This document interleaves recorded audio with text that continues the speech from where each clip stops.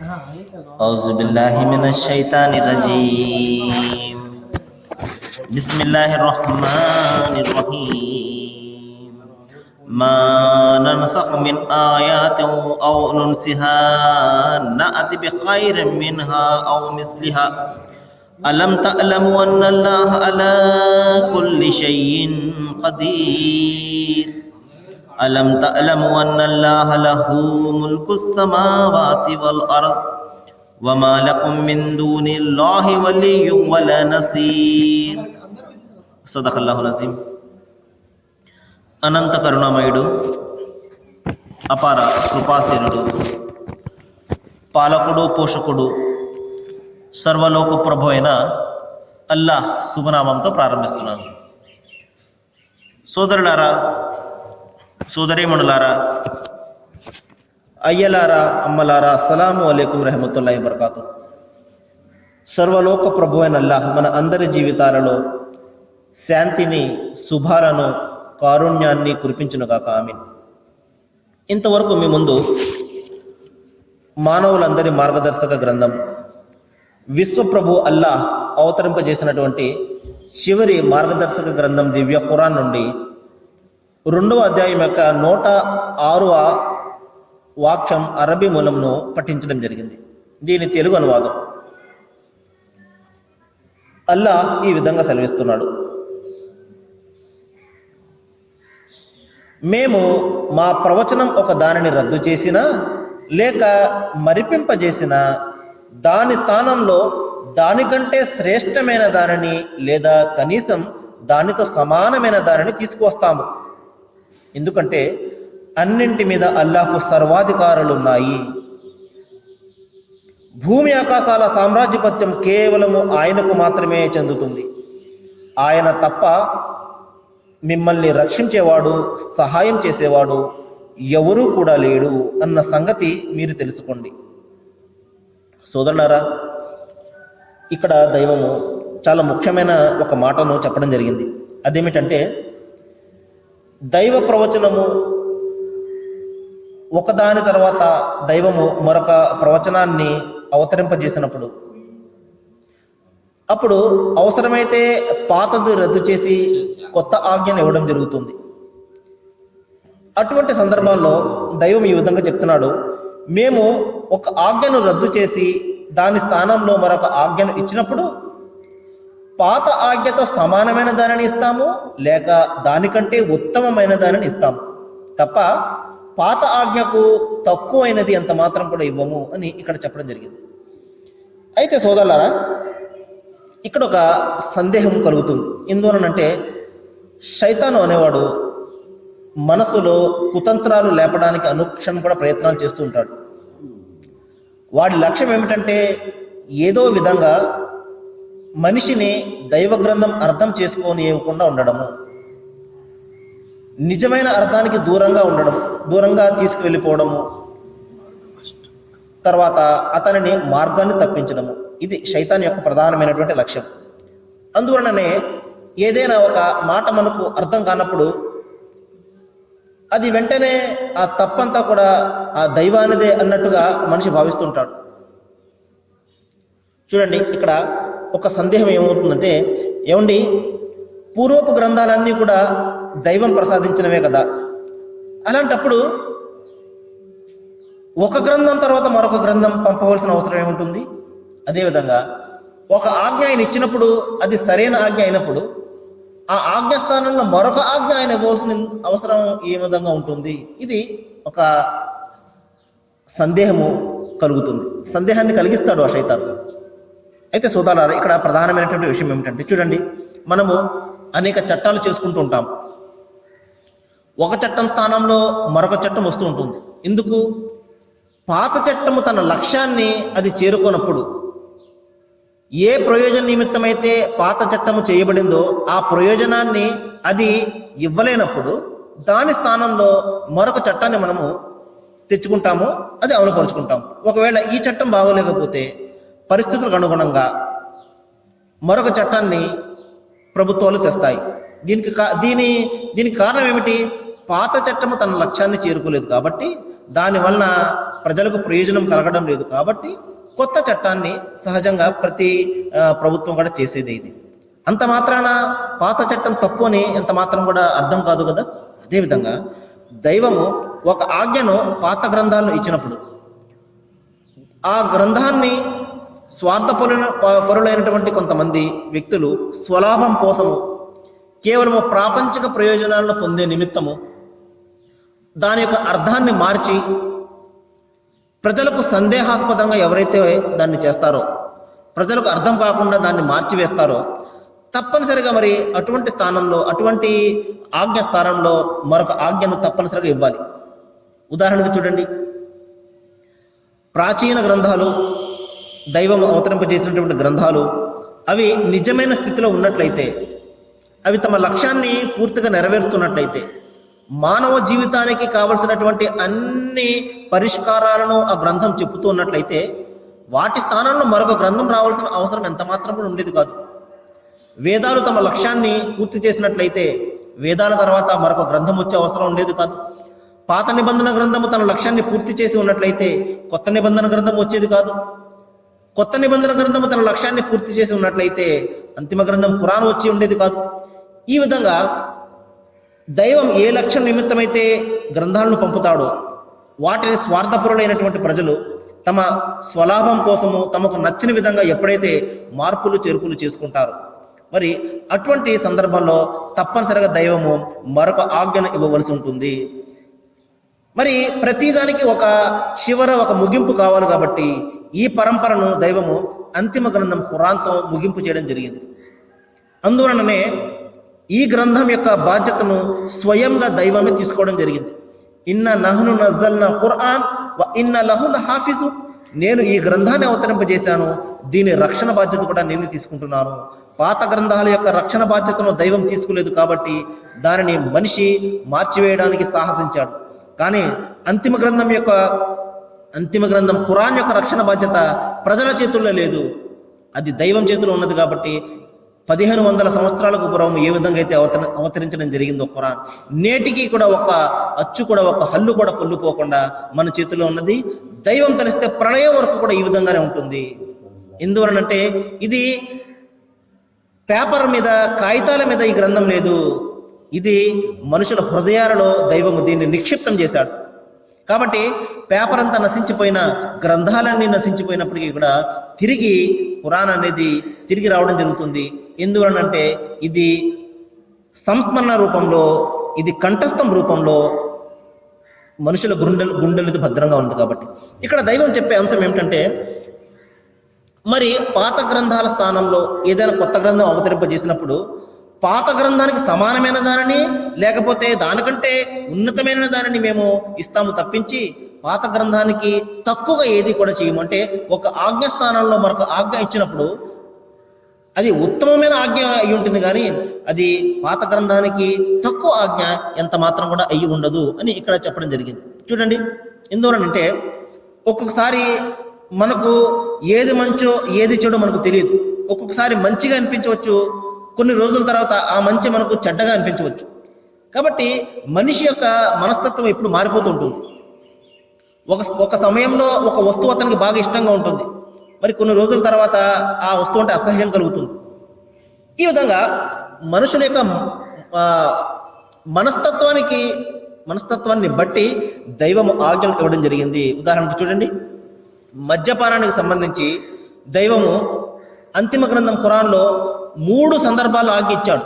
మొట్టమొదటిసారిగా ఎందువలనంటే దైవము ఆజ్ఞ మద్యపానాన్ని నిషేధించక పూర్వము వారు చాలా అమితంగా దానిని వారు సేవించేవారు. ఎంత ఇష్టంగా దాన్ని సేవించేవారు అంటే మద్యపానాన్ని, మరి వాళ్ళ ఇండలో పీపాలుగా ఆ మద్యాన్ని నిల్వ చేసుకుని ఉంచుకునేవారు. మరి ఇటువంటి పరిస్థితుల్లో ఒకేసారి మీరు మద్యాన్ని మానండి అంటే వారు మానరు. ఎందుకంటే ఆ విధంగా వారు దానికి అలవాటు పడిపోయారు. కాబట్టి అందుకనే మొట్టమొదటి ఆజ్ఞ దైవం ఏమిచ్చాడంటే, ఈ మద్యపానంలో మీకు కొన్ని లాభాలుగా కనిపిస్తున్నప్పటికీ కూడా భయంకరమైనటువంటి నష్టాలు ఉన్నాయి, జాగ్రత్త అని ముందు హెచ్చరించాడు. లాభాలు కనబడుతుంటాయి, మనిషి మరో లోకంలో వ్యవహరిస్తూ ఉంటాడు ఆ కొద్దిసేపు, అతనికి ఆనందంగా కనబడుతుంటుంది కొద్దిసేపు, కానీ దానివల్ల కలిగే నష్టాలు భయంకరంగా ఉంటాయి. అతని శరీర పరంగా కానివ్వండి, అతని సామాజిక జీవితం పరంగా కానివ్వండి, కుటుంబ పరంగా కానివ్వండి, అనేక నష్టాలు అతనికి కలుగుతాయి. ఈ విషయాన్ని దైవం ముందుగా హెచ్చరించాడు. నీకు మద్యపానంలో కొద్దిగా ఆనందం కనబడుతున్నా అది నిజంగా ఆనందం కాదు, అది భయంకరమైనటువంటి నష్టం కలుగుతుంది, నీకు జాగ్రత్త అని ముందు హెచ్చరించాడు. ఆ తర్వాత కొన్ని రోజులకు యా అయ్యుహల్లజీన ఆమను లా తఖ్రబు సలాత వ అంతుం సుకారా అంటే, ఓ విశ్వసించిన ప్రజలారా, మీరు దైవ ప్రార్థన చేస్తున్నప్పుడు మీరు ఈ మత్తు పానీయాల జోలికి వెళ్ళకండి అన్నాడు. అప్పుడు ప్రజలు ఏం చేసేవారంటే దైవ ఆరాధన చేసే సమయంలో ఆ మద్యపానాన్ని మానివేసేవారు, మిగతా సమయంలో చేసేవారు. చూడండి ఏ విధంగా అయితే స్టెప్ బై స్టెప్, మరి ఒక స్టెప్ బై స్టెప్ దైవం ఏ విధంగా ఈ మద్యపానాన్ని నిషేధించాడు చూడండి. మొట్టమొదటి స్టెప్లో మీరు ఇది మీకు ఆనందంగా ఉన్నా ఇందులో నష్టాలు ఉన్నాయని చెప్పాడు, హెచ్చరించాడు. ఇక రెండవ ఆజ్ఞ వచ్చిందంటే మీరు ప్రార్థన చేసే సమయంలో మద్యపానాన్ని సేవించకండి అన్నాడు. అప్పుడు ప్రజలందరూ కూడా ప్రార్థన చేసే సమయంలో 5 పూటలు కూడా ఎప్పుడైతే ప్రార్థనకు వెళ్తారో ఆ సమయంలో ఆ మద్యపానాన్ని వారు మానివేయడం జరిగింది. ఆ తర్వాత కొన్ని రోజులకు దైవం ఆజ్ఞ ఇచ్చాడు, యా అయ్యుహల్లజీన ఆమను ఇన్నల్ ఖమరు వల్ మైసిర్ వ అన్సాబు వ అజ్లాం రిజ్సుమ్ మిన్ అమలి శైతాన్. ఓ విశ్వసించిన ప్రజలారా, ఈ మద్యపానం కానివ్వండి, ఈ జూదం కానివ్వండి, ఈ దైవేతర మందిరాలు కానివ్వండి, ఇవన్నీ కూడా శైతాను పనులు. కాబట్టి ఫజ్తనిబూ, మీరు దీన్ని విడిచిపెట్టండి, అప్పుడు మాత్రం మీకు సాఫల్యం కలుగుతుంది అన్న ఆజ్ఞ ఎప్పుడైతే వచ్చిందో మదీనా వీధుల్లో ఉన్నటువంటి అందరూ కూడా తమ ఇళ్లలో నిల్వ చేసుకున్నటువంటి ఆ మద్యపానం ఆ పీపాలను మదీనా నగరంలో ఆ వీధులు పారబోయడం జరిగింది. ఈ విధంగా ఒకదాని తర్వాత ఒకటి ఆ ఆజ్ఞను ఇచ్చి దైవము వారి మనసును మార్చడం జరిగింది. ఒకేసారి ఆజ్ఞ ఇవ్వలేదు, మీరు మద్యపానాన్ని మానివేయండి అని. ఈ విధంగా ఒక ఆజ్ఞ స్థానంలో మరొక ఆజ్ఞ దైవం ఇస్తున్నాడు అంటే పాత ఆజ్ఞకు ఉత్తమమైన దానిని ఇస్తాడు, మన సమాజానికి మేలు కలిగే ఆజ్ఞ అని ఇస్తాడు, మన జీవితానికి మంచి జరిగే ఆజ్ఞ ఇస్తాడు తప్పించి మన జీవితానికి మన సమాజానికి నష్టం కలిగించే ఆజ్ఞ అంత మాత్రం కూడా దైవం ఇవ్వడు. ఇది మనం జ్ఞాపకం పెట్టుకోవాలి. కాబట్టి సోదరులారా, ఇక్కడ చెప్పే విషయం ఏమిటంటే దైవము ఒక ప్రవచనం స్థానంలో మరొక ప్రవచనాన్ని ఆయన అవతరింపజేసినప్పుడు సమానమైన దాన్ని ఇస్తాడు పాత దానికంటే, లేకపోతే దానికంటే ఉత్తమమైన దాన్ని ఇస్తాడు. అయితే ఇక్కడ ఒక ప్రశ్న ఏంటంటే, మరి గ్రంథాలు మారిపోయాయని ఎలా చెప్తున్నారండి? ఏ విధమైనటువంటి ఆధారాలతో మీరు చెప్తున్నారు గ్రంథాలు మారిపోయాయని? ఇప్పుడు నేను చెప్పడం జరిగింది.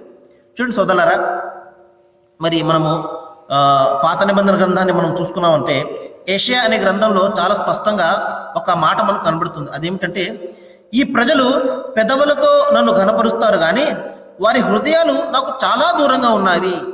మనుష్యులు కల్పించిన పద్ధతులు దైవోపదేశాలను బోధించుచు నన్ను వ్యర్థముగా ఆరాధింతురు. చాలా స్పష్టంగా యెహోవా దైవం అక్కడ చాలా స్పష్టంగా చెప్తున్నాడు. అదేమిటంటే, పెదవులతో నన్ను కనపరుస్తుంటారు, దేవుడా దేవుడా అని చెప్పి, స్తోత్రం అంతా నీకేనయ్యా అని చెప్పేసి పెదవులతో నన్ను కనపరుస్తుంటారు, కానీ వారి హృదయాలు మాత్రం దూరంగా ఉంటాయి. దూరంగా ఉన్నటువంటి అర్థం ఏమిటంటే దైవాజ్ఞకు దూరంగా ఉంటాయి. కేవలము పేరుకు మాత్రమే దైవ భక్తులుగా ఉంటారు, కానీ నిజంగా వారి మనస్సులో దైవం పట్ల భయం ఉండదు. మరి మనుషులు కల్పించిన పద్ధతుల్లో దైవోపదేశాలను బోధిస్తుంటారు, నన్ను వ్యర్థంగా ఆరాధిస్తుంటారు అని చెప్పేసి యెషయా గ్రంథంలో చెప్పడం జరిగింది. మరి అంతేకాకుండా ఇర్మియా గ్రంథంలో మనకు చాలా చక్కటి ఒక వాక్యం కనబడుతుంది. అదేమిటంటే, జ్ఞానము గల మన దేవుని మాటలు, సైన్యములకు అధిపతియగు యెహోవా యొక్క మాటలు మీరు అపార్థము చేశారు. అంటే దైవం ఒకటి చెప్తే మీరు ఇంకొకటి అర్థం చేసుకున్నారు. కాబట్టి ఎవరైతే ఈ విధంగా మారుస్తారో అది వారికే నష్టము అని దైవం అక్కడ హెచ్చరిస్తున్నాడు. మరి ఈ విషయాన్ని గురించే కొత్త నిబంధన గ్రంథంలో క్రీస్తు యేసు కూడా చాలా స్పష్టంగా మనకు బోధించడం జరిగింది. మీరు దేవుని యొక్క ఆజ్ఞలను విడిచిపెట్టి మనుషుల పారంపర్య ఆచారాలను గైకొనుచున్నారు. దైవం ఏదైతే ఆజ్ఞించాడో వాటిని విడిచిపెట్టేశారు. మీరు విడిచిపెట్టేసి మనుషులు కల్పించినటువంటి పద్ధతులు, మనుషులు సృష్టించినటువంటి పద్ధతులు, తమ స్వలాభం కోసము వారు సృష్టించినటువంటి పద్ధతులు మీరు ఆరాధిస్తున్నారు. దైవం నిర్దేశించినటువంటి ఆజ్ఞను మీరు విడిచిపెట్టేస్తున్నారు అని క్రీస్తు యేసు చాలా స్పష్టంగా హెచ్చరించడం జరిగింది. మరి అంతేకాకుండా మరి పౌలు రాసిన పత్రికలో కూడా పౌలు భక్తుడు చెప్తున్నాడు. అదేమిటంటే, మనము కొంత మట్టుకు ఎరుగుదము, కొంత మట్టుకే ప్రవచించుకుని ఉన్నాము, కానీ పూర్ణమైనది వచ్చినప్పుడు పూర్ణము కానిది నిరర్ధకమగును. కాబట్టి పూర్ణం అనేది ఒకటి ఉంటుంది, అది వచ్చిన తర్వాత ఏదైతే పూర్ణం కాదో అది వ్యర్థమైపోతుంది అని ఆయన స్వయంగా చెప్పడం జరిగింది. కాబట్టి ఈ విధంగా సోదరులారా, దైవము గ్రంథాన్ని ఎందుకు పంపుతున్నాడు అంటే, పాత గ్రంథము తన లక్ష్యాన్ని అది చేరుకున్నట్లయితే, అది మార్పులకు చేర్పులకు లేకుండా ఉన్నట్లయితే నిస్సందేహంగా ఒక్క గ్రంథంతోనే సమస్త ప్రపంచమంతా కూడా మనుగడ సాగించేది. ఆ గ్రంథం యొక్క మార్గదర్శకత్వంలోనే తమ జీవితాలను వారు మార్చుకునేవారు. కానీ సోదరులారా, మరి ఆ విధంగా జరగని కారణంగా, మనిషి తన స్వలాభం కోసం దాన్ని మార్చివేసుకున్న కారణంగా దైవము ఒక గ్రంథం తర్వాత మరొక గ్రంథాన్ని, ఒక గ్రంథం తర్వాత మరొక గ్రంథాన్ని, ఈ విధంగా అనేక గ్రంథాలను పంపించడం జరిగింది. ఈ గ్రంథాల పరంపరలో చివరిగా వచ్చినటువంటి, మానవులందరి కోసం వచ్చినటువంటి గ్రంథమే మన గ్రంథము దివ్య ఖురాన్. అందుకనే అంతిమ గ్రంథం ఖురాన్లో ఈ విధంగా సెలవిస్తున్నాడు, అఫలా యతదబ్బరూనల్ ఖురాన్ వలౌ కాన మిన్ ఇంది గైరిల్లాహి లవజదు ఇఖ్తిలాఫన్ కసీరా. ఓ ప్రజలారా, మీరు ఒక్కసారి ఆలోచించండి, ఒకవేళ ఏ ఖురాన్ అనే గ్రంథము దైవం తరపు నుండి కాకుండా మానవుల తరపు నుండి వచ్చినట్లయితే, ప్రవక్త ముహమ్మద్ సల్లల్లాహు అలైహి వసల్లం వారే దీనిని రచించేశారు అన్న మీ ఆరోపణ నిజమైతే, ఇక్కడ దైవం ఒక ఛాలెంజ్ను చేస్తున్నాడు.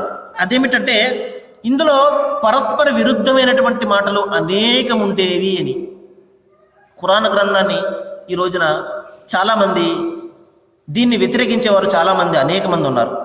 వారందరూ కూడా ఇందులో తప్పులను వినడానికి ప్రయత్నాలు చేస్తూ ఉంటారు. చేస్తూ ఇందులో తప్పులను వారు ఎత్తి చూపడానికి ప్రయత్నం చేస్తున్న సందర్భంలో ఇక్కడ ఒక విధంగా ఉందండి, మరొక చోట మరొక విధంగా ఉందండి అని నేటికి కూడా ఎవ్వరు కూడా నిరూపించలేకపోయారు.